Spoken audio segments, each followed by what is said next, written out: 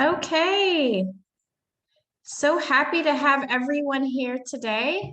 Welcome to our Blueprint event, The Courage to Rebuild and Reimagine Next Generation Leadership.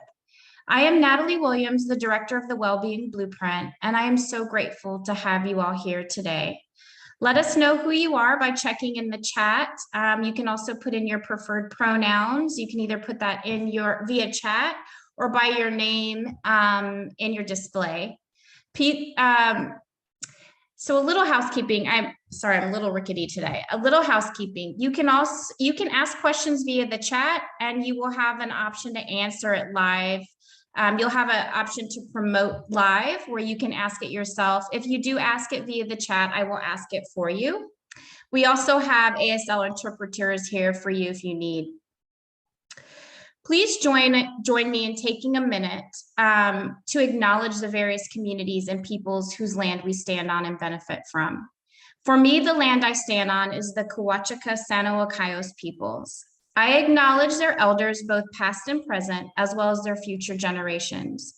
I acknowledge that the rights and cultures of Indigenous people throughout the country have been excluded and erased as it relates to the land we all stand on. My acknowledgement demonstrates my commitment to beginning the process of working to dismantle the ongoing legacies of settler colonialism. And I am in Houston, Texas. The Wellbeing Blueprint is made up of people and communities and organizations, agencies who share a commitment to everyone in the United States having a fair shot at well-being. Today, we are featuring youth leadership and its lifeblood to change, both present and future. When driving social change, young leaders face several barriers and challenges. These include, but are not limited to, the lack of investment, tokenism, and other incorrect assumptions that their new ways of leading are less valuable.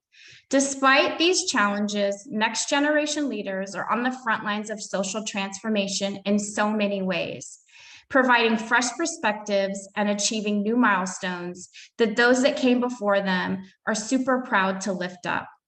Today, we will share this space with 4 leaders who embody and amplify the Wellbeing Blueprint movement and are advancing great change in their communities. And for all of you, I will put a link to the Wellbeing website in the chat momentarily.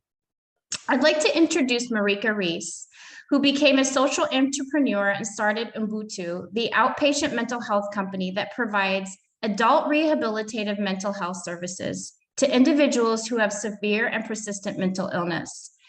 Marika has worked diligently in the individual and family services industries with skills in nonprofit leadership, coaching, volunteer management, and public speaking. Marika is an activist and is making an incredible difference in her community. We are thankful, Marika, to have you here today and to share your wisdom with us.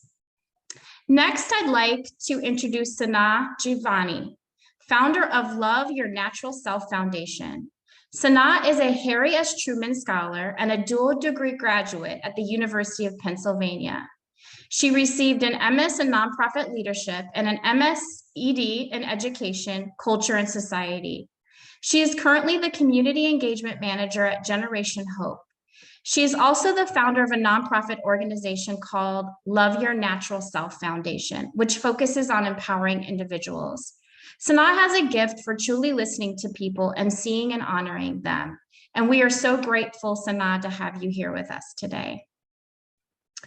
Alex Davis is our next leader, and he is a student activist at the Portland College pursuing a bachelor degree in political science. He is currently an intern in the office of the U.S. Senator Ron Wyden and a Democratic precinct committee person.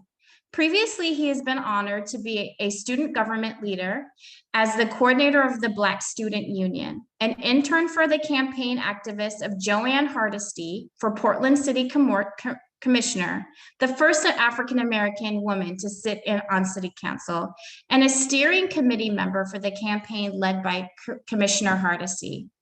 He also served on a board member for Oregon Outreach, a nonprofit that provides an opportunity for youth and adults to attain their high school diploma, and Portland Forward, a progressive political advocacy coalition. Alex works tirelessly to ensure that economic and political power are shared by all. And again, Alex, we are grateful to have you here today. Last but absolutely not least is Alia Quinby. She's a high school senior in Denver, Colorado.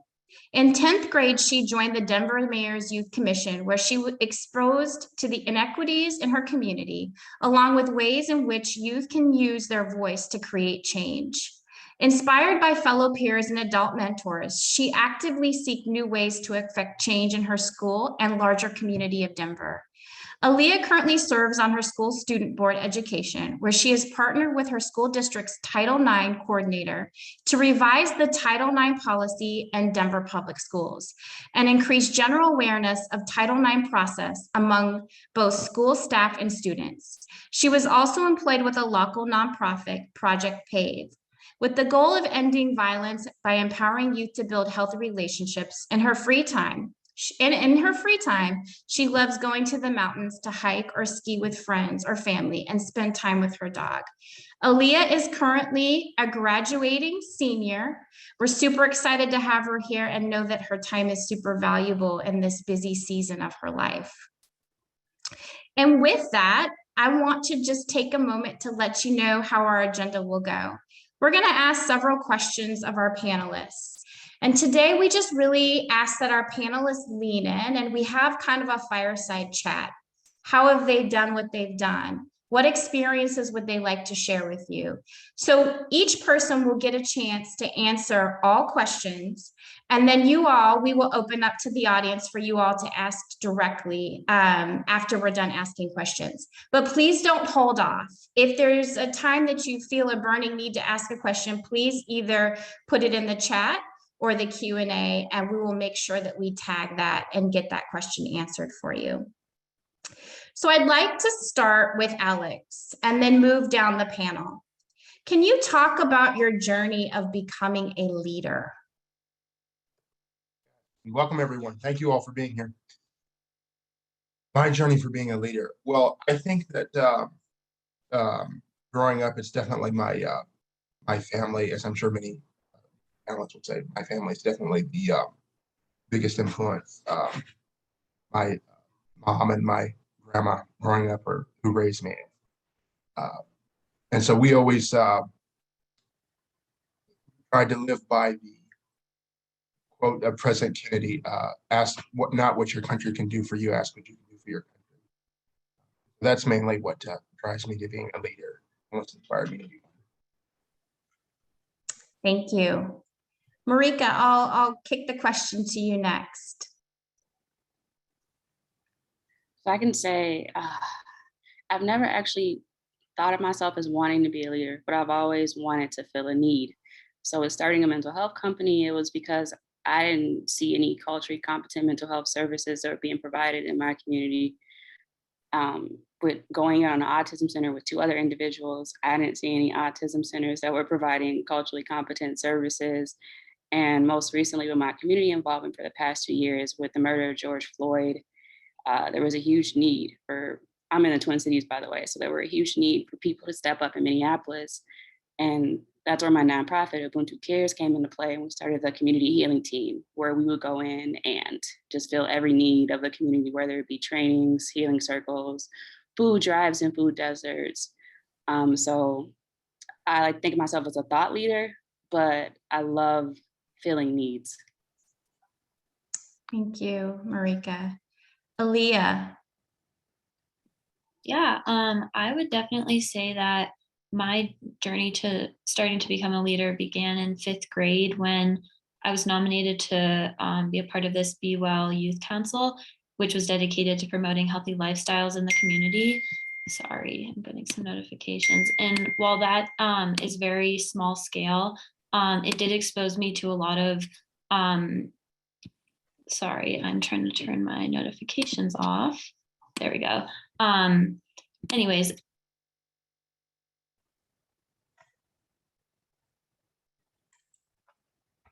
Uh-oh.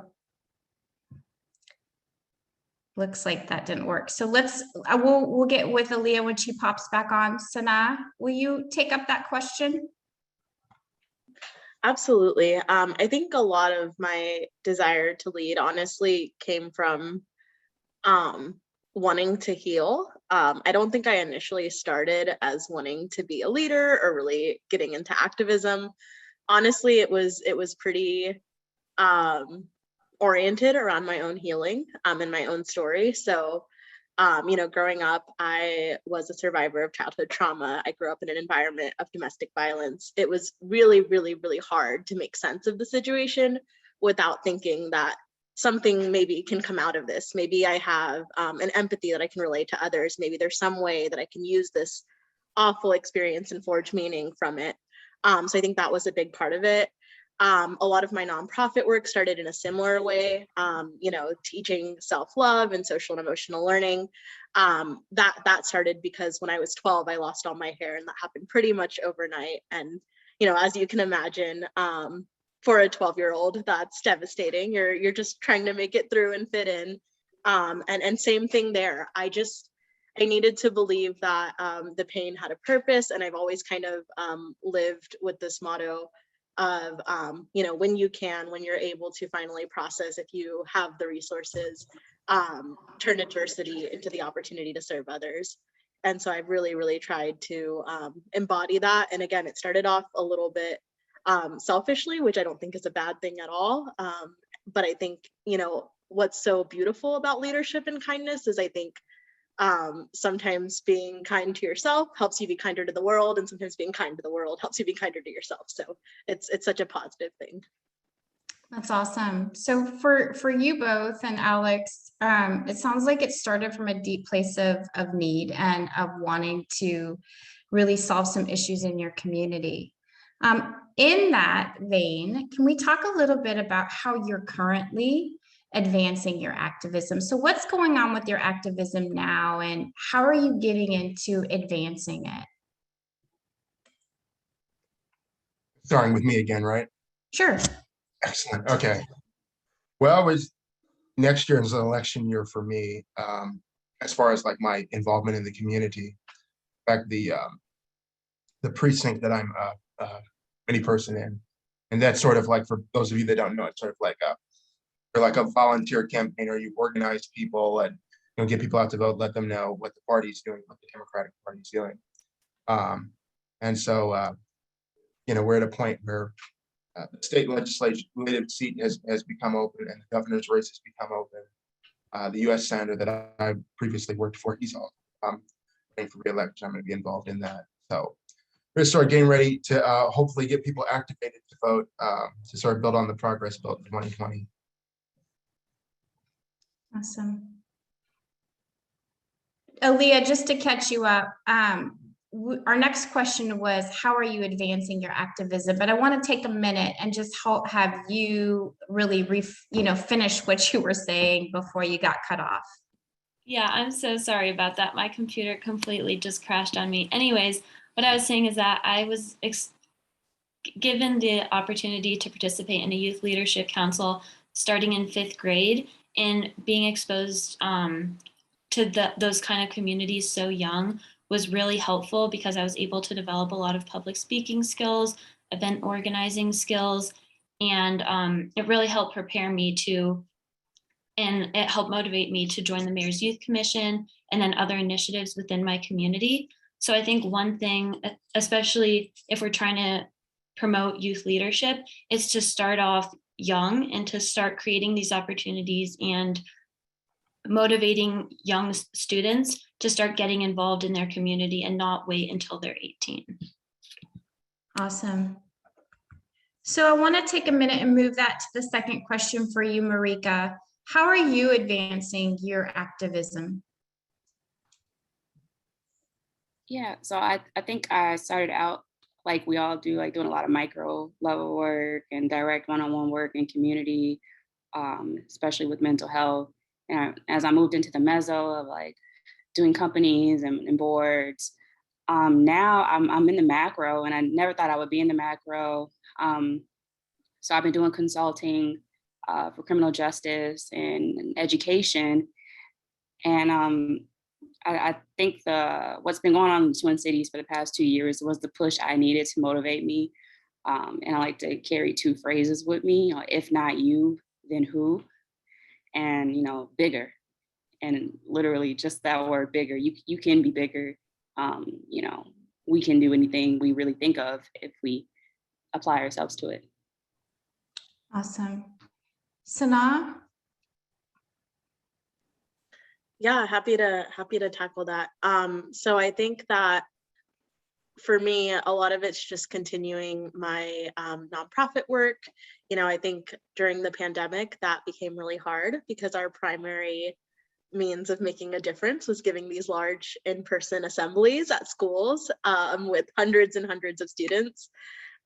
So yeah, that was rough, I think, both professionally and personally, to be honest, because I think I gather, like I said, a lot of healing from storytelling. So not being able to go connect and tell my story was hard for me. And I think it was hard for students because at the time where they needed mental health advocacy more than ever, there was one less program to help them. And many programs around the nation were obviously affected. I know mine wasn't the only one. So it definitely broke my heart. But we moved over to lots of virtual learning resources. We moved over to lots of virtual assembly programs. And it's really been possible, I think, with enough persistence and enough innovation. And again, the courage and creativity to reimagine, it's been possible to rethink that and think about how it could look even in a virtual setting, and how it can still be engaging and inspiring for the students. Aside from that, I've also gotten to kind of enter the real world with my first full-time position. And so I am serving as the community engagement manager for a nonprofit called Generation Hope that provides scholarships to teen parents and ensures that their kiddos get an early childhood education. So it's this kind of 2-generation solution to poverty, which is beautiful. It's really, really ensuring that people are getting access to education and resources. And a lot of the stigma surrounding teen parents is dismantled. So education is my big passion area. Anything that I can do to help advocate and promote access. And I'm saying all types of education, including mental health, social emotional learning, technical skills, whatever you might be into. Just trying to every day make sure that I'm advocating, because I know I've been so privileged to be able to do that myself. Awesome. Alia, just for you, maybe touch on how you're doing this as a high school student. How are you advancing your activism as a high school student? Yeah, definitely. So I would say I am pretty lucky living in Denver and being on the Mayor's Youth Commission. There's been a lot of opportunities where I've been able to have my voice heard and where they've seeked out my perspective because I'm a youth and I'm a high school student. So I'd say a couple examples is that last year I was able to serve on the hiring committee for a new youth violence prevention coordinator city position. And I was also able to help review grants for the Caring for Denver Foundation, which was awarding multi-million-dollar grants. So it was a really cool opportunity to have my voice heard. And I've been trying to seek out different ways to do that within my school as well. I would also definitely say that another way I'm advancing my activism is to try and expose myself to all these different issues in my community. So through the Mayor's Youth Commission, I've helped to address gun violence, the stigma around mental health. Right now, we're working on food deserts and food inequality. And then at school, like you had mentioned before, my work with Title IX and trying to make that policy more accessible to students and more, to better serve students in the district. So that's another thing since I'm still like very young and I'm still trying to figure out what I want to do with my life, just trying to expose myself to all these different communities and issues to see where I feel like I can make the most difference. Awesome. So I know that I sent you all a list of questions and I have one that's not on that list, but I feel like I want to get a little bit deeper with you just so that our participants can get to know you a little bit more. The question I have for you is one that I often think about young leaders, what their lens is. So that question I'm going to say is, what breaks your heart right now about what's happening in the world that you want to see change? I'm sure there's a few things, but what's your top thing that's just like heart-wrenching to you that you want to see change in the future? And I'll start with you, Marika. So like you said, I probably have like 12 lenses, but most lately I've been really honing in on my social justice lens, just because there isn't more of a time than now, I think, in my lifetime, where everything's been so apparent and upfront with inequalities and equities, and just applying a social justice lens to everything has really given me an idea of like where the world is at and what's most needed and where I can assist. Awesome. Sanah, I'm going to pass the mic to you. Yeah, absolutely. I think one of the things that I always think about that breaks my heart, and a lens that I approach like a lot of my activism with, is thinking about people who have had their power stripped away from them. And I think that could be for a variety of reasons. It could be like acts of racial injustice. It could be you grew up in an environment of domestic violence. It could be, you know, when I lost my hair, I was severely bullied. I think it's really, really heartbreaking to me when people have their power stripped away from them, because I believe each individual does have this beautiful power to make a difference and to live into who they are and to show up as their best selves in the world. And I think often systemically, people's power is stripped away from them before they're even born. And that breaks my heart so much. Thank you for sharing that. Alex? Yes, I would say, like in one word, definitely the selfishness that I see out there. It's sort of just like, especially in our culture, the emphasis on individualism as opposed to collectivism. Sort of like, if I'm doing okay, if my tribe or my group is doing okay, then, you know, I don't really care about anyone else. And we see that that's turning everything from our social cohesion, our government, and our planet now. So much of what I'm involved in now has to do with getting involved in climate policy and just understanding. And, you know, I I talk to a lot of other young people who are just so frustrated with the way that government is and world governments have been inactive as far as climate is concerned. And I'd say a lot of it has to do with selfishness. You know, we saw that last week in the Glasgow summit. You know, there's, you know, certain countries didn't, you know, live up to certain commitments. Other countries didn't want to make commitments, and so I say that it's really hurting our planet. Is this selfishness and this focus on the individual? But I'd say that really breaks my heart. Awesome. Alia?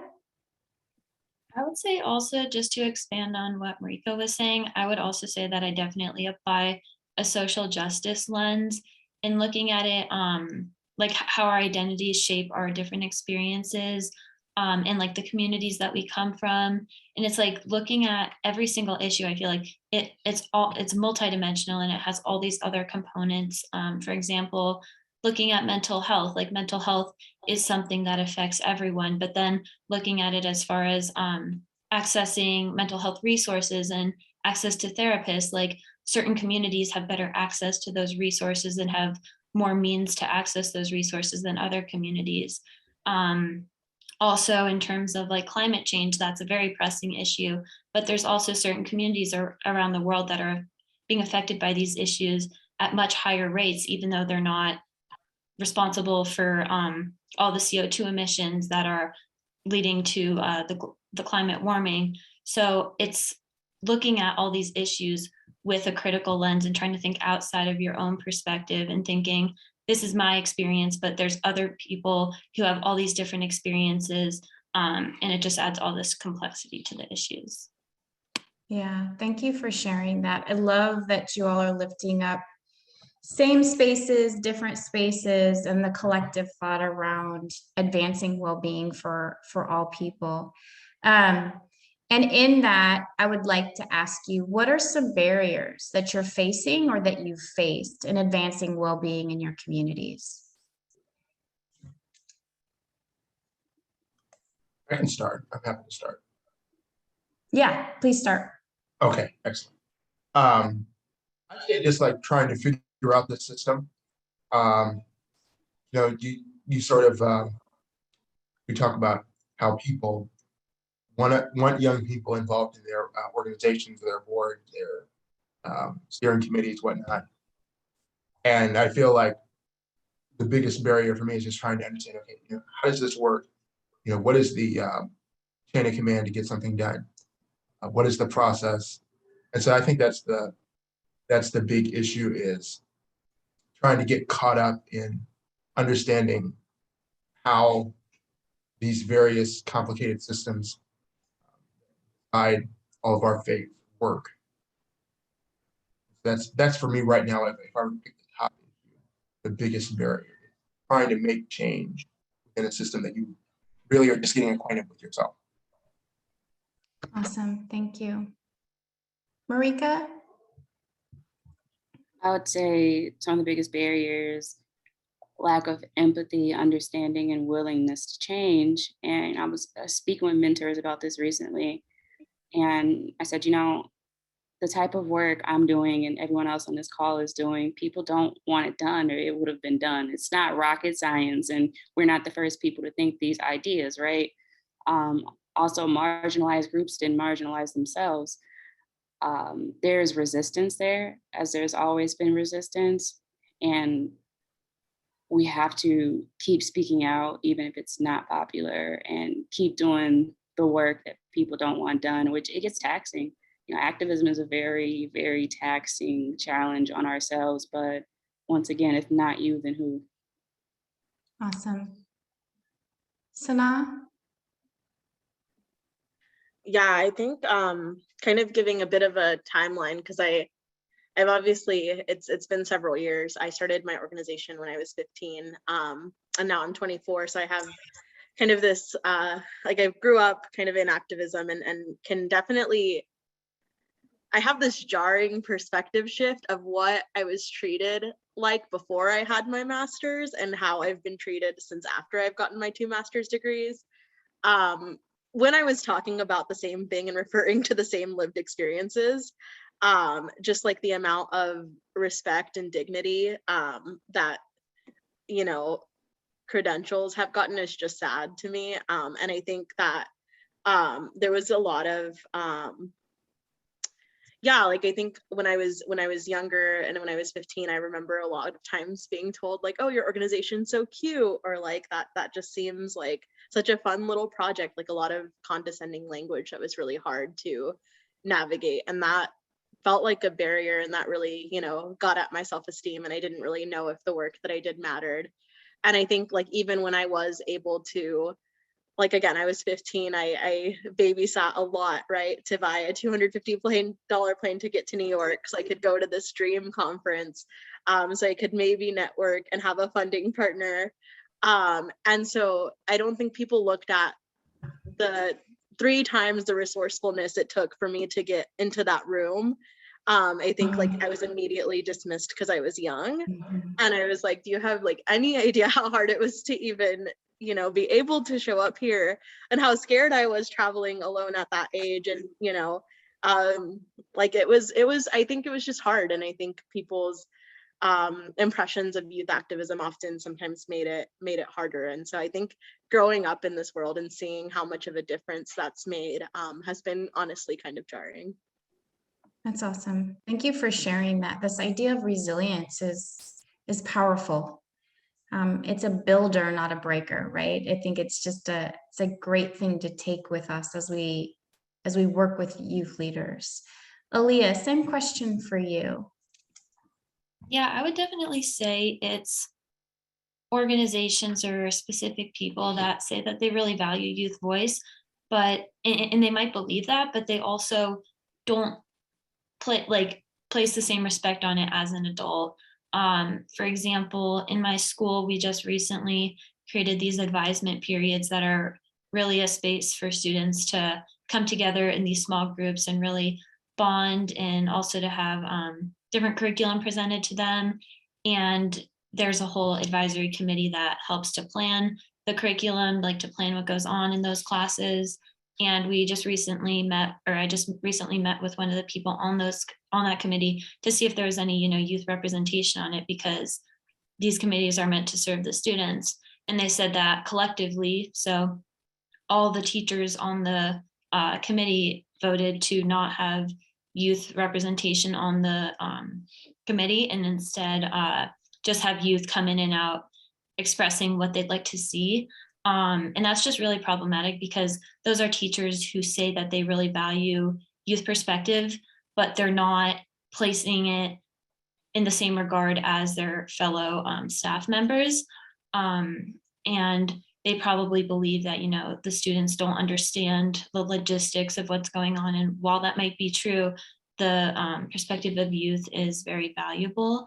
On another note, I would also say something else that limits, or that poses as a barrier to some of the work that I do, is a lot of ignorance and just not recognizing your privilege. Like for me, when I've been involved in a lot of these discussions, my perspective has been significantly broadened, and I've learned a lot of issues that I wasn't exposed to otherwise, just being a white individual. So I would definitely say, especially with my white peers, it's not understanding the extent of a lot of these issues just because of the communities that they're brought up in and their specific identities. Oh, so awesome. One of the comments said, "You all are a breath of fresh air. Thank you for giving us all hope." And I think just hearing you all talk is like, wow, what amazing future we have with you all as leaders. I want to just take a quick moment and let you all know that we put the Wellbeing Blueprint link into the chat. I just invite y'all to check it out after the webinar, copy that link.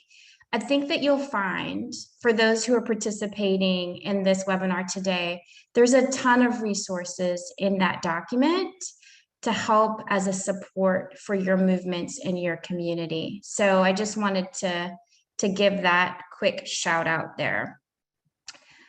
So let's talk a little bit about this idea of support and what is needed. The question that you all had seen before that I really want you to spend a little time maybe giving us some concrete things is, how can, and I'm going to call them older leaders, more established leaders, but it's really those leaders that came before you, that have been doing this work for a while. How can they support you, and how can they support next generation leaders? Can you each give me a couple of ideas that we can take with us? And I'm going to start with. Oh, sorry, I was going to jump in. Good. Cool. It's all you. Perfect. Yeah, I think in terms of concrete ideas, I think one very tangible logistic thing I think is compensation for time. I think thinking of youth leaders as an asset, and realizing that in a similar way that you might bring a consultant to an event to, give their perspective, the same pay rate, because they're bringing lived experience for perspectives. So I think, yeah, like just thinking about youth leaders as an asset. I know that for a long time, especially when I was in high school, I kept thinking to myself, like, I need to do all this stuff for free because I'm just paying my dues, and I need to take these leadership opportunities, and I'm not gonna get these chances ever again. So I did a lot of stuff that I knew that my peers were doing as well, like older peers, and they were getting paid for the same event that I was at, and we both spoke, but they were a paid speaker and I was unpaid. And I think that for me, I was just very accepting of that fact, because I just dismissed it. I dismissed myself too. I thought oh, I'm young, and so I'm just, again, building my resume. This is what I need to do. This is me paying my dues.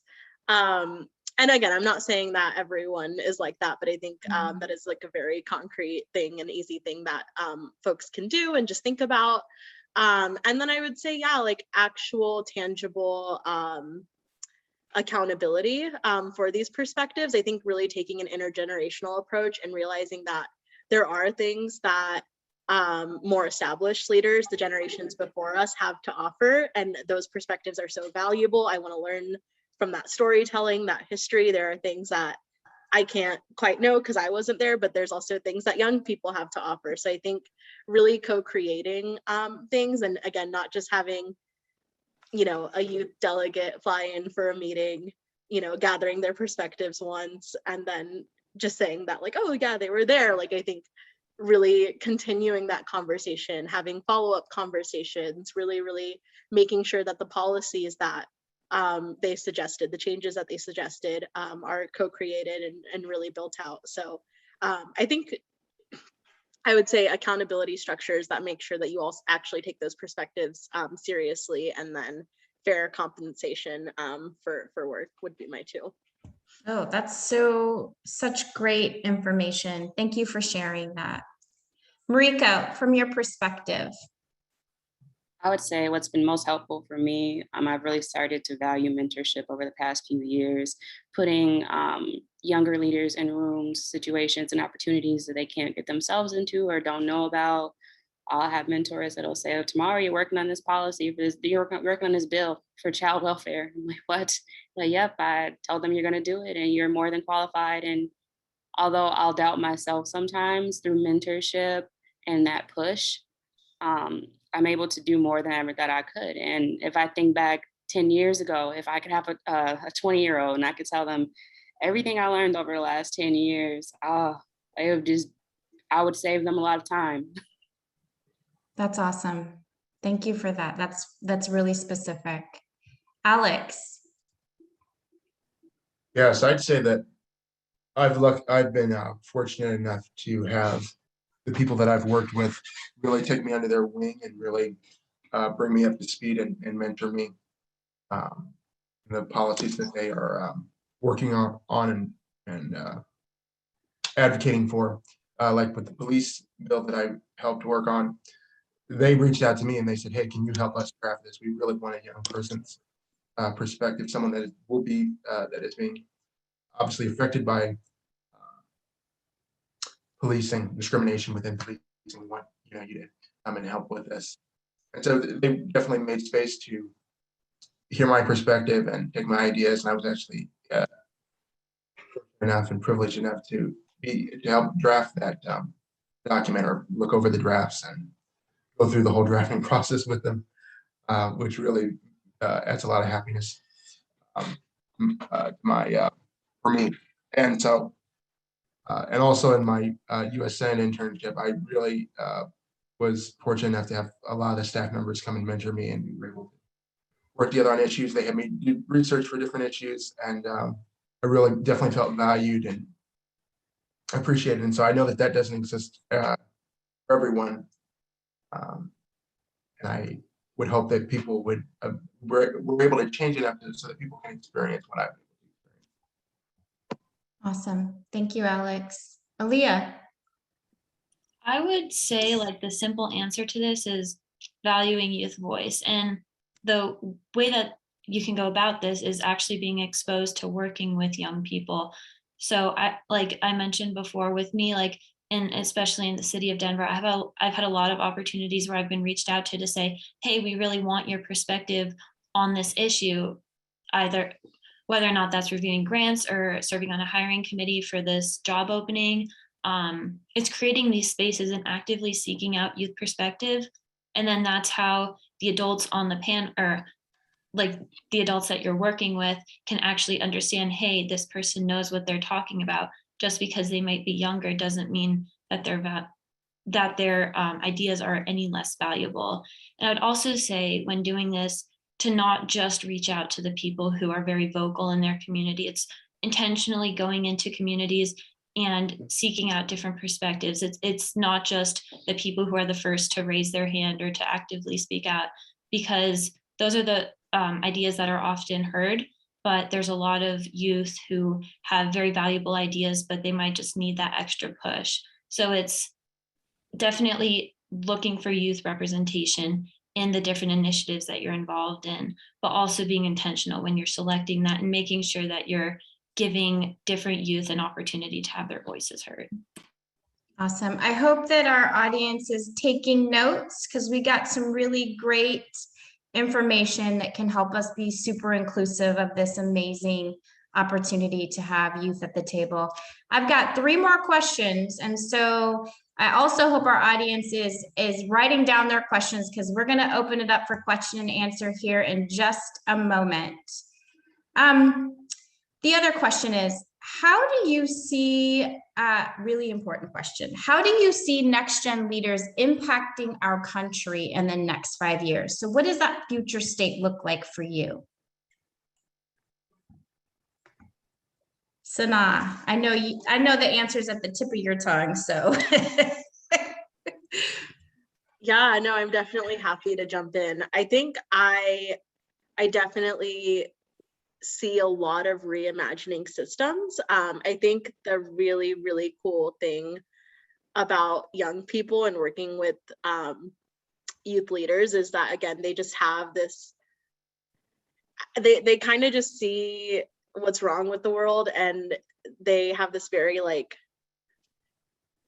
bold confidence to just think like, hey, but like I think we can change that. And I think that's something that people often lose when they get older. Like they just think like, oh my gosh, it's too complicated, or it's too hard, or we have like life to keep up with, which is true and fair. But I will say that I think that what 15-year-old me did, I don't know that I could have done any other phase in my life. And so basically to give some background on what I mean by that, my nonprofit started with this idea of an International Day of Self-Love. I was like, what if there was a day on the calendar where we could celebrate ourselves, and people could celebrate who they are, and people could show up as their full selves and like not worry about that. And like, would that create a more accepting world? Could we have a culture shift? Could that create some permanent change for some people? And I remember I came home with that idea from school, and I literally told my mom, and I phrased it just like this. She was like, hey, like, can you help me make dinner? And I was like, no, mom, I'm really busy. I'm making a holiday. And she was like, what are you even talking about? And I was like, no, like, I'm going to start my own holiday. Like, I just have all these ideas, and just like the energy and enthusiasm that I had for that. And I think some people look at that and just think like, again, I was dismissed a lot. It was like, that's so naive, or that's so cute. But I think it's actually pretty innovative and pretty awesome and pretty courageous. Like, I think it's really bold to take an idea like that and try to speak it into existence and attempt. And I say courage because like, you could definitely fail. I mean, it's hard, it's scary, right? Like the first day of self-love I hosted on my campus, I was a freshman, and I asked to speak at all 3 of our lunches. I had a massive high school in Texas. And there's like 500, 600 people per lunch. And I remember all 3 lunches I got booed off the stage. Like it did not go over well the first year because I was just this freshman, and I was like, tomorrow we're celebrating the International Day of Self-Love. Like, and I every year had to like learn and adapt and realize like, okay, how can I market to my peers so that they like me? But again, it was bold, and I had this just really, really, really strong passion to make a change, and I wasn't going to give up on it. So I think, again, I don't think it's naive at all. I think it's innovative and intelligent and resilient and brave to kind of take those ideas and try to put them into action. Oh, that is awesome. You're so lovely. That was just lovely. It made me feel so good. Thank you for sharing that. Marika, I'm passing the mic to you. I think over the next 5 years, so as we gain more momentum, more power, we're more organized than we've ever, I won't say ever been, but we're getting to a point where we all are developing a collective understanding. And I've noticed a lot of practice of Ubuntu. I don't know if you're familiar with it, but Ubuntu means I am because we are, and encompasses community and caring for each other. And I just want to see more and more of reaching back and pulling up and thriving together.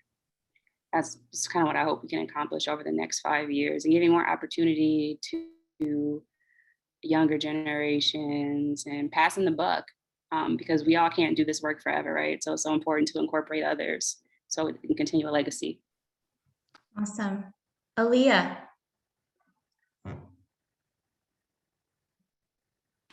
I would say, I don't think like, I feel like our generation is very civically engaged and very involved and also very socially aware. And I feel like, and I don't want this to sound like negative, but I feel like not like a ton different is going to change because there's already so many youth involved that I feel like they're just going to continue this work and continue expanding. But I don't have anything specifically in mind like, oh, I think this is going to change, because I think we're already so involved in this work. I mean, one thing I would say, especially for my peers, like as we're getting to the age of voting, like I know I turn 18 next year, like I feel like I would hope to see that there's a lot more voter participation. And yeah, so I would definitely say that. Awesome. Thank you. Alex. You stole the words right out of my mouth, the voter participation. My camera's messing up, but I hope you all can still hear me. I would say the next 5 years, we definitely need to center these elections and understand that your local, state, and federal elections matter. And that hopefully we can get a government that's responsive, because one of the things that I've learned is that in the United States, things move very, very, very slowly as far as making changes. And I know with a lot of my friends, they're upset. They're like, we voted last time. We're not seeing the amount of change that we thought that we'd see. And my answer to them has always been, you can't just vote in one election and expect for everything to change. You have to vote consistently in order to, the United States Senate is a perfect example. You can only change, the body only changes, or a third of the body is only up every 2 years. So you can only theoretically change it every, well, let's say in order to 2/3 of it pass, it would be every 4 years, I guess. And so, but we need, we're going to have to see a lot more engagement in the next 5 years, because like I said, with climate, we're seeing all of these, storms, unprecedented storms, and environmental disasters that if the species wants to survive,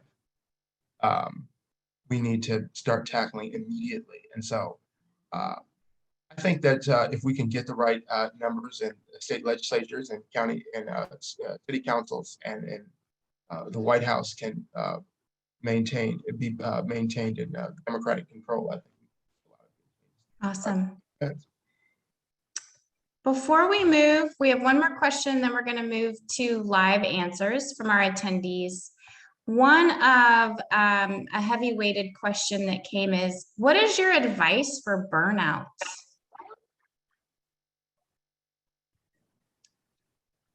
And I'll open that up. Sanah, I know you and I have talked about this before, and I want to pose it to the rest of the group. What are your advice for burnout, as so many people that came before doing this work are experiencing feelings of burnout? Yeah, I'll go back to a line I said at the beginning of the panel, that self-care and being selfish isn't like a negative thing. I think that I don't know, self-care and selfish in and of itself has such a negative connotation, often in the way that it's used. But I think taking moments to practice self-care, finding out what that looks like for you, can be really, really, really helpful. I, for a long time, think I put like my life and soul into this work, especially because I started really, really young. And so I think it's taken a while for me to learn how to not experience burnout. It's funny because I remember I was like a freshman in college, and we were like at some kind of social, and someone asked me, what's your favorite thing about yourself? And I remember I said, my nonprofit. And they were like, that's not something about you, that's something you do. And I remember I literally answered, and it's like, well, what's the difference? And it was really hard for me to differentiate the two, right? Like it was hard for me to have like a life, a passion outside of just the work, because it's really heavy stuff to be working on. There's so much that needs to be done in the world. But I think just understanding that the best activism that you can give is not when you're pouring from an empty cup, but when you're overflowing and you feel that you have something to offer, like that is where you're at your prime, your work is at your prime, like the people who benefit you are. And then I think just staying really in touch with the issues you care about, because activism can also help fill your cup. Like it doesn't have to just be so black and white, where like it's either self-care or activism. Like I think it can all kind of mesh, but I think figuring out that balance and what works for you. Thank you for that. Marika?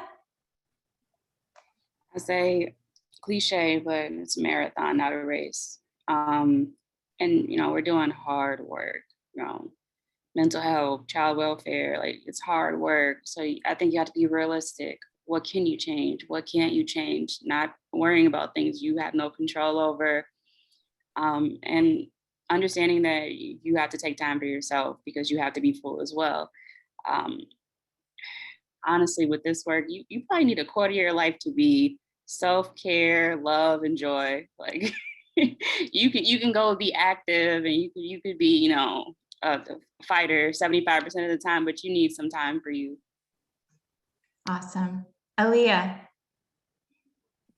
Yeah, I would say that this is a really prevalent question because burnout is so real, and I feel like it's not talked about enough. Like just to give some context, like last year, when like in the middle of COVID, we had virtual school for like half the year, and then we went to like a half day sort of system in person. But I used that time and my extra time to really do a lot of outside commitments within my community. And like I've mentioned countless times before, that a lot of those opportunities have been presented to me. I've been asked to serve on these panels, to serve on these webinars.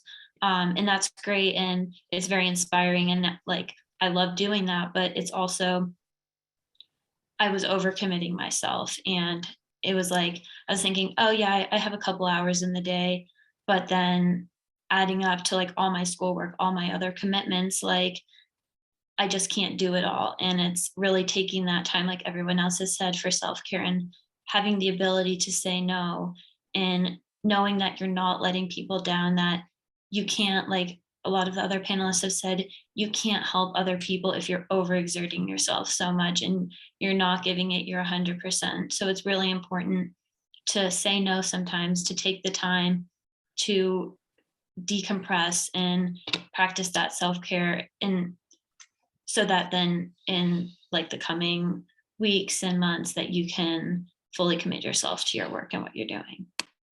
Awesome. Thank you. Alex, advice for burnout.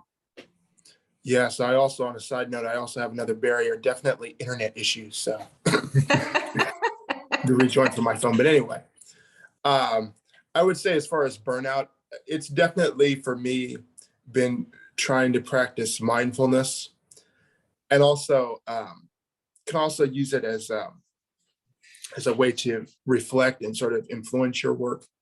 For myself, I like to just sit back and read and de-stress, and I love to read nonfiction and history as a way to de-stress. And I think it is important, like what Alia just said about learning how to say no. You have to learn how to say no if you're going to be a young leader, because especially if you are going to school like I am, you have to put school first. You're going to school for a reason, so you can learn, so you can be able to influence. You can make more of an impact because you're getting all of this important knowledge. And so definitely learning how to say no, making space and time for yourself, and understanding that you're not a superhero. You can't do everything by yourself, and you can just as I've heard, it's a well-known quote, I've heard many people say, you can just cultivate your own garden. You can't heal the whole world. You can just try to make your individual community or city, state better. Awesome. So got a couple really great questions for you all from the audience. The first question is, and it's from an anonymous attendee, can you tell us about some of your best experiences working with organizations, committees, or other leaders who came before you? So just opening that up. Let's start with Marika. So many.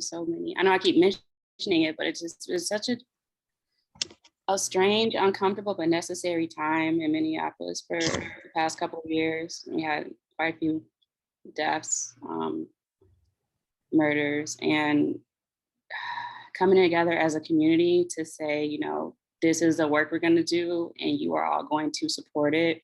We've been implementing multi-generational movements of community elders, young people, just everybody. And what I would say, my favorite one that I'm biased is the community healing team. So we came together as a group of 29 traditional and non-traditional healers, from psychiatrists to barbers to comedians, so all forms of healing. And it was just a beautiful experience to be in the likes of professors at the University of Minnesota and, you know, youth in the community all working together with a shared vision. I'm hooked. We haven't been able to stop since. What a great example of centering community, and super excited to hear that it still exists, because the power lies in the community to make it happen. That's awesome. Thank you for sharing that. Sanah. Yeah, I think I'll give a tangible example of a corporation and a nonprofit. So there was one major corporation, I was on their board for a little bit, and they had a youth advisory board. And the really, really cool thing about that youth advisory board was that they gave us, I know this sounds crazy, but it was awesome. It was really crazy. When I was like 15 or 16, they gave us a couple $1 million of their philanthropy budget. And they said, we're opening a grant application with it, like, up, and you do what you want with this. You all decide. And it was 30 of us. And so we got to develop the structure. We got to develop the vetting process. We got to develop like the grant review process, and it was thorough. We also like got to present our grants to each other, and like things had to have a vote to get actually passed. And then we revisited some grants, and you could like re-advocate for one. And it was very thorough. Like, it was not an easy grant to get. I think we were very tough critics and reviewers, but I think that was just a really, really cool, tangible way of changing our lives. Like, I think it gave us skills that were so transferable. Okay, y'all froze for a second, but I think we're back. It gave us skills that were so transferable. So it was almost honestly like a mentorship opportunity too. But at the same time, it also allowed them to have youth perspective genuinely impact what they're doing. And I know that's from a large scale corporate perspective. On the nonprofit end, I think being on having a seat on your board of trustees or board of directors for young people, compensating them for that time, flying them, and if that's what it requires, and again, taking their recommendations as seriously as you would for anyone in the room. I think those are two very, very tangible examples of programs that I've just loved to work with. Awesome. Alia. I would say, and I know I've mentioned this a lot, but like on the Mayor's Youth Commission, one of the adult facilitators is very active in presenting different opportunities, sending out emails saying, hey, this group really wants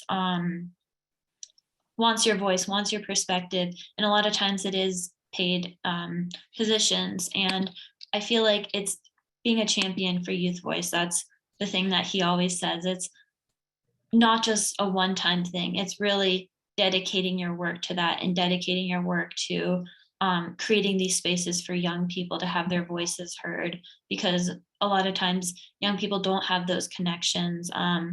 I've been fortunate enough to be involved in all these different discussions and with these different groups that I've helped to, or I've been able to build my network and be connected to all these other opportunities, but a lot of youth aren't able to do that. So it's really using your power and your leverage as an adult and within the organization that you're in to really make that change. Alex. Yes, I'd say probably my best experience was my Senate internship, just because of the period of time in which I was serving, which was from January this year until May, just all of the issues, if you can think of them, that were happening in the news. And so I felt so supported by the staff there, I must say. It was just a great work environment, and I can't really speak highly enough. It was nothing like how I expected it to be. I had one certain way as to how I expected it to be, but it was how I expected internships to be generally. I would say it was just so welcoming, and so you felt. I'd say as a young person, I felt so much more optimistic, knowing, okay, these are my representatives. This is what they're doing on behalf of me, and very inclusive and just wonderful experience. I'd say that. I was fortunate for that. That's awesome. Thank you for sharing. So Madge Haynes has a comment. I think she wants to answer live. So I'm going to click answer live, and she will come to the screen. Madge, go ahead. Hello, everyone. Thank you for your sharing with us this afternoon. I have a question because I'm a little older than you are, just a little. And I know that, you faced ageism, and given an earlier comment that one of you made about older people being stuck in what is and really not wanting to change the status quo. How and where do older people get in your way in terms of your thinking about what can happen and what can be changed? And how do you help older people, or just people in general, think differently than what is and what exists, so that we think out of the box and act on that, and not just repeat what's happened for generations and generations? Thank you. So I would start by saying I'm gonna probably sit this one. I'm at that weird age where like I'm peers with almost everyone. I'm 30, so I want to call everybody Miss So and So, but it's not really appropriate anymore. So I'll let maybe Sanah answer it.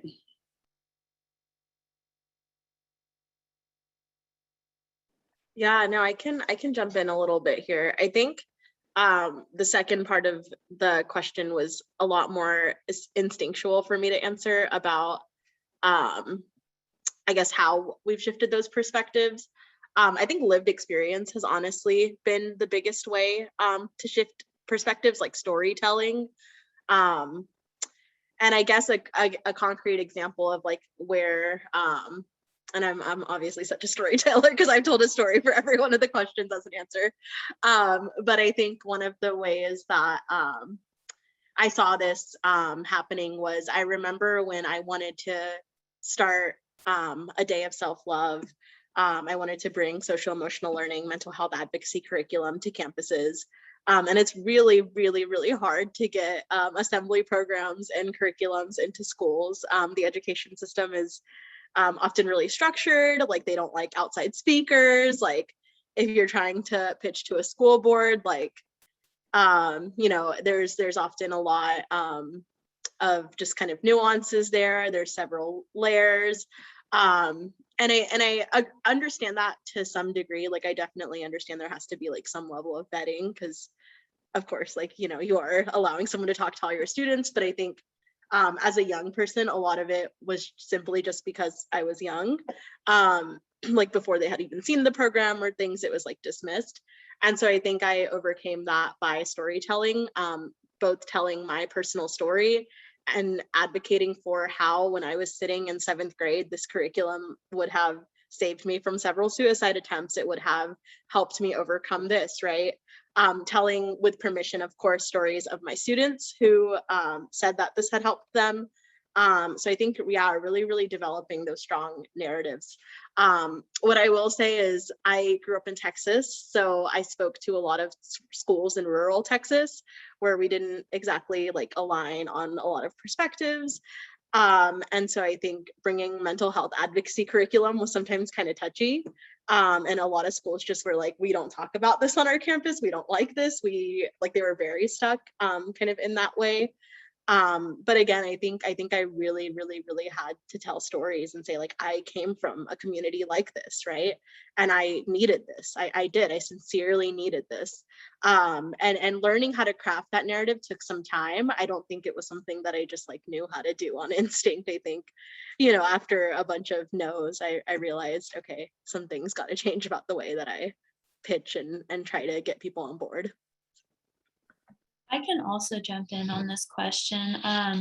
One prominent example is a lot of our work, or my work last year with the Student Board of Education, as far as the Title IX policy goes.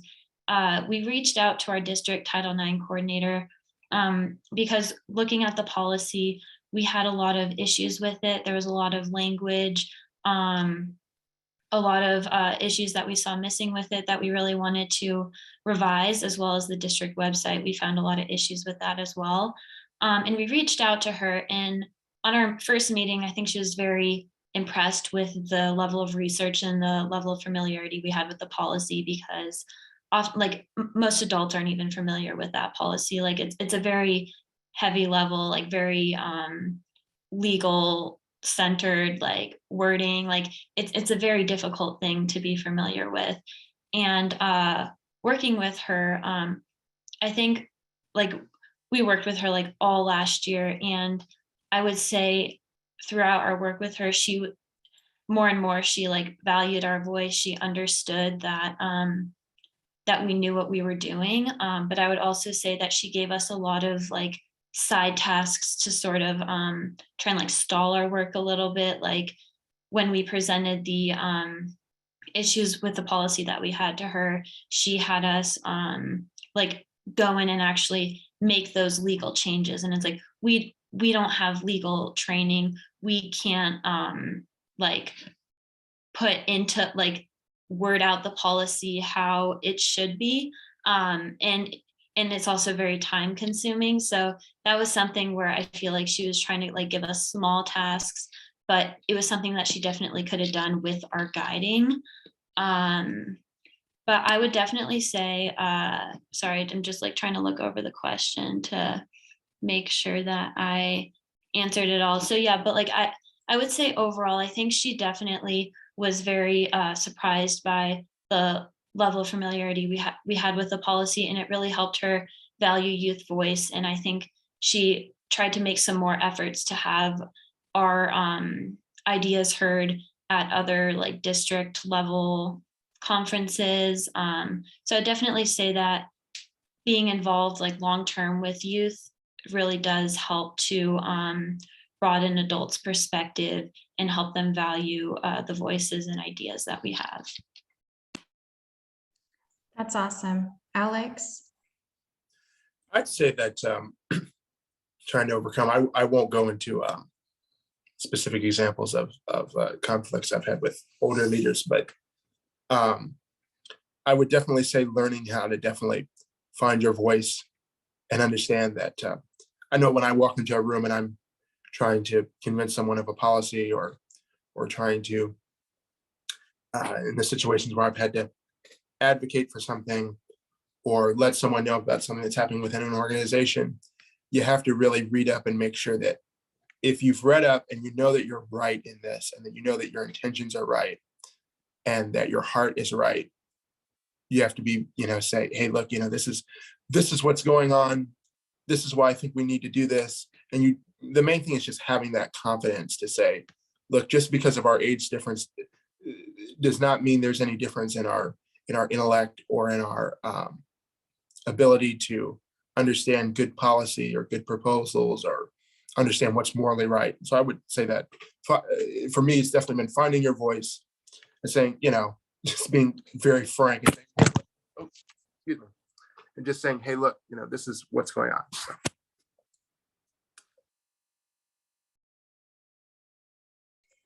Alex, one of the participants, has a question, and I will let him or ask him to ask it live. So could we promote Alex to the screen? Am I on? Okay, So the question is, are there examples of campaigns or other activism that you find inspiring? Yes, absolutely. I would say that the activism of the civil rights movement, definitely foremost. I've had members of my family that were involved in the civil rights movement. I'm going to list a couple of examples here. And I would say that the campaign of Robert Kennedy in 1968 is a great example of that, just because of the way that his policy proposals and his messaging centered humans first, and really was very groundbreaking and led to Barack Obama's campaign in 2008.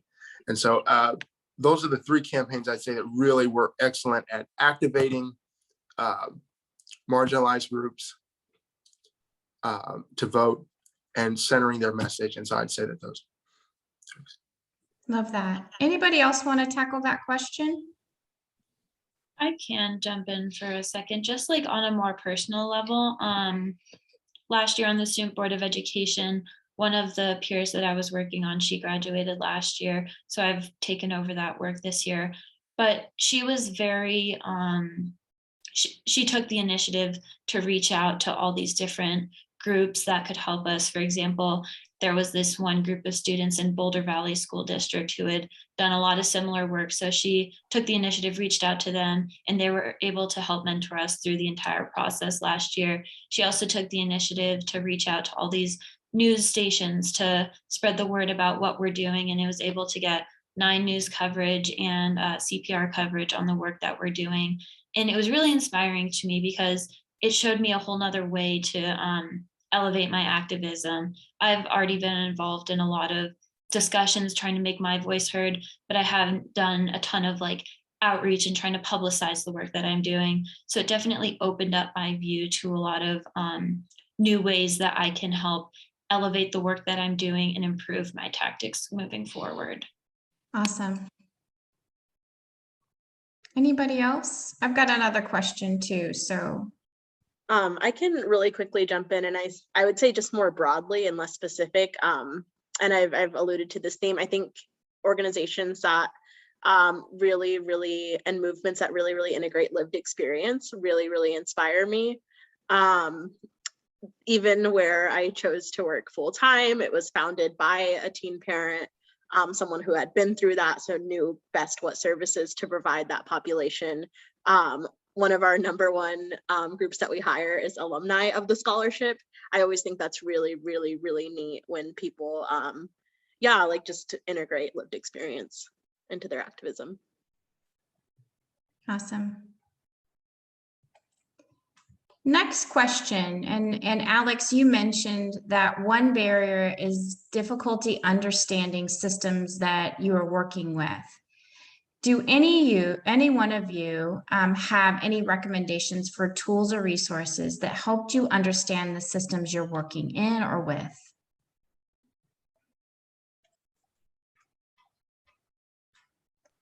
I would say for me, one big one was understanding the history of why things are the way they are, which I think as young people, we sometimes don't do that. We like to think we're the first ones to do something.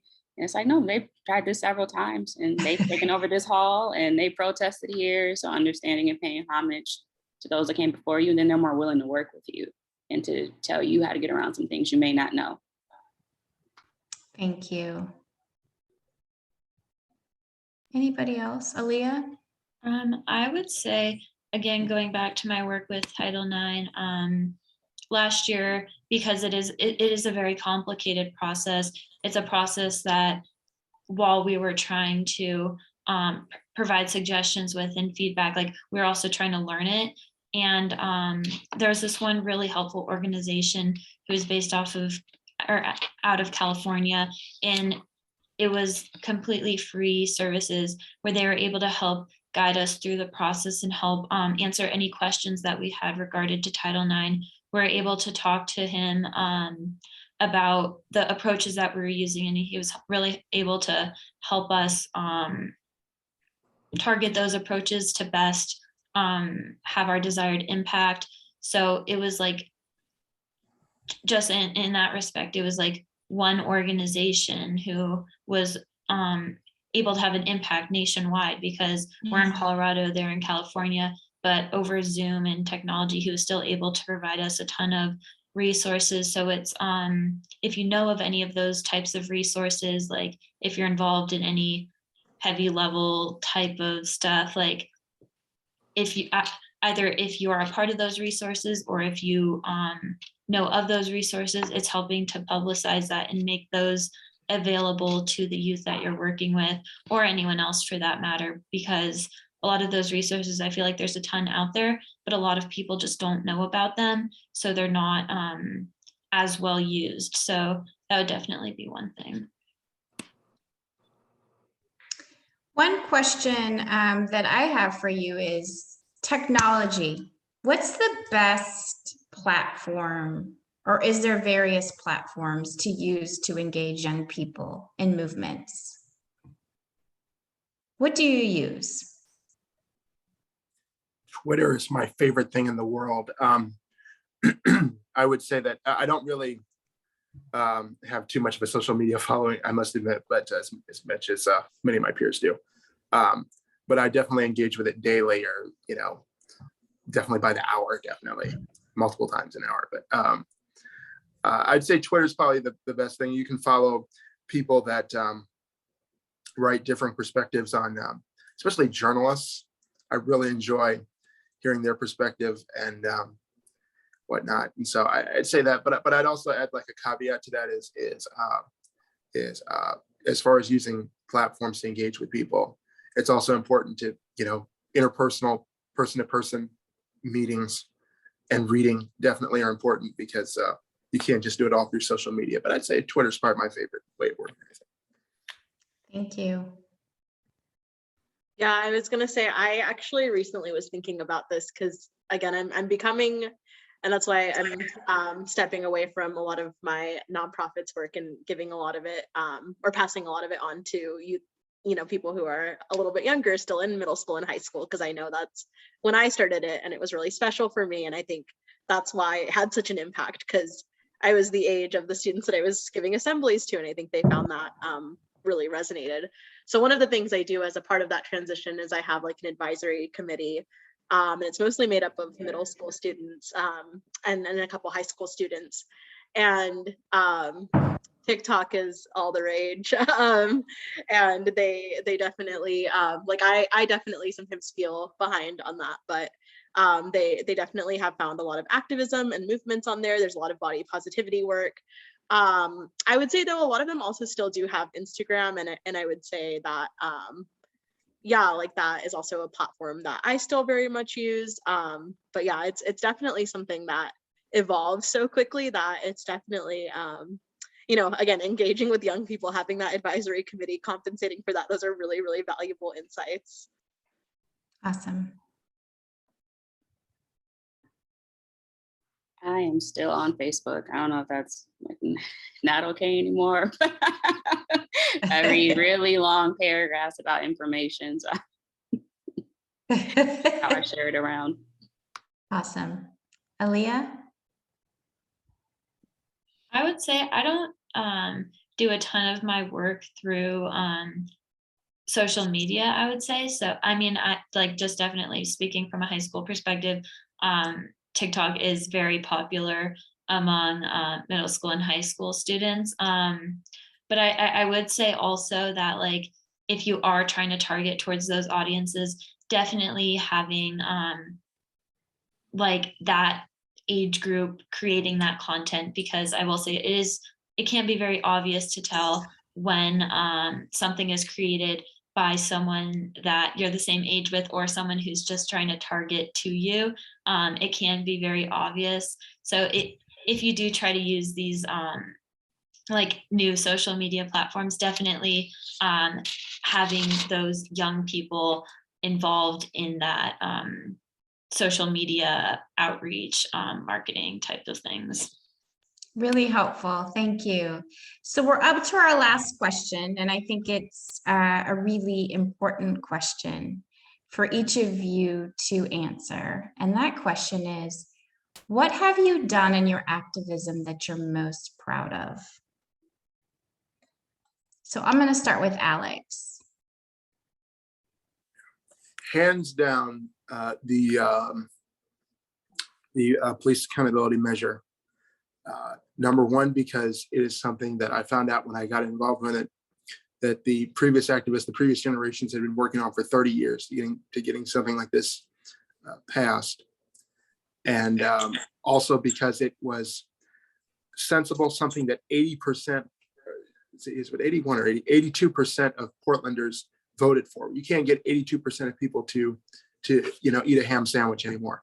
So I'd say that was definitely something that I was really most proud of being involved with, and that I was glad it was an intergenerational, sensible, good policy that was an immediate response to the historic protests that we had in our city last year.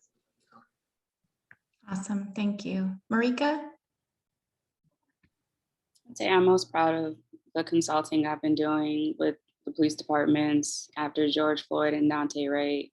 Never thought I'd be a consultant, but I really enjoy doing something I care about and making a difference. And I think you have to have hope to be effective, so passing that on to other people. Sanah? Yeah, I think for me, the first thing that honestly came to mind when I read that question was breaking the cycle of trauma. Like, I'm just so proud of that and I know that's a bit more of a like personal life answer versus an activism oriented one, but I do think it was, again, really, really rough growing up in that environment. And I saw so many pathways and choices that I've had to make to like get exactly where I am. And I think, again, yes, I have helped other people through my work, but I'm so privileged to have had these opportunities because they've also shaped and made me. And so I think as a part of my activism, what I'm most proud of happening is that I am, I've really broken the cycle of a lot of the trauma that I faced. Awesome. Thank you for sharing that. Alia? Yeah, I would say sort of to go on that similar route, just looking at it more of like personal growth. Like I've mentioned again, I am still in high school. I'm still trying to figure out what I want to do with my life, and having the courage to put myself out there and get involved in all these different efforts and just learn about all these other issues that I wasn't exposed to otherwise, or learning all the other dimensions to it is really important. That's something that's really helped to shape who I am today and the type of leader that I hope I am moving forward. I would say, yeah, like that personal growth and like all of those interactions that I've had with all these different diverse individuals and diverse communities in that activism work, and being able to broaden my perspective and really try to think outside of my own experiences and my own identities. So yeah, I think that's something that I'm most proud of, just because it's something that I can apply to anything that I do moving forward. And I think it's a very tangible thing that's really helped. Thank you for sharing that. So I have a couple of last minute things I really want to say and to do for you all. First, it's to thank each of you for your time. For our audience, our panel, they developed this agenda. They developed the questions. They developed what they wanted to say, and they developed the time. So this time is not usual for us at the Wellbeing Blueprint to host a webinar. And we were trying something new, and we were working with schedules, and we've got students, and it came out to this was the best time for them. And that's what centering community looks like. It looks like you leading in this and us developing and providing the space for us to hear your voice.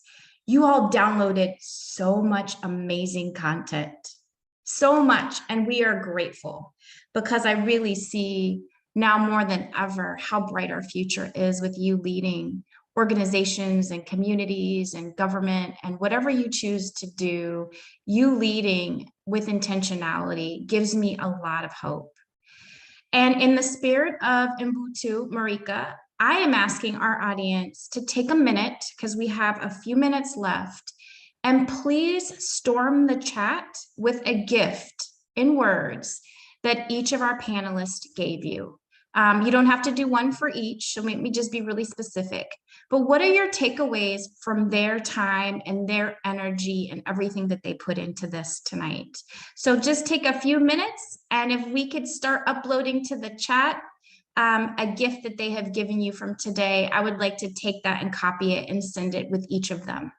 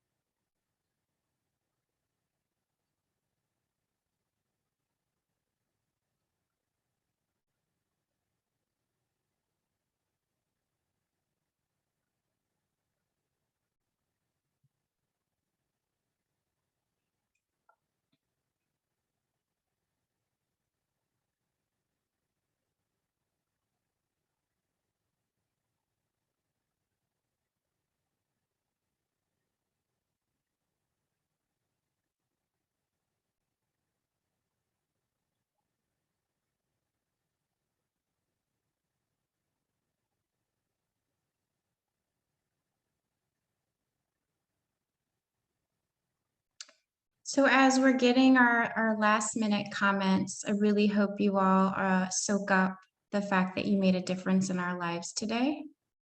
Thank you for taking the time to be with us and for sharing your experience and giving us hope. I also want to thank the ASL interpreters for all that they do. You are a gift and we really appreciate you. And that's Derek and Heather. And I want to say a special shout out to Sasha. Sasha is my colleague at FFI, and she worked really hard on helping put this together. And we just really appreciate you, Sasha. So thank you all for joining us this evening. I know it's a little bit different of a time for you, but I hope that it was worth it. And we're excited to see you in the future. Please check out the Wellbeing Blueprint and email us or contact us with any questions or ways to get involved. We look forward to seeing you in the future. Have a great evening. Peace and love. Appreciate all of you.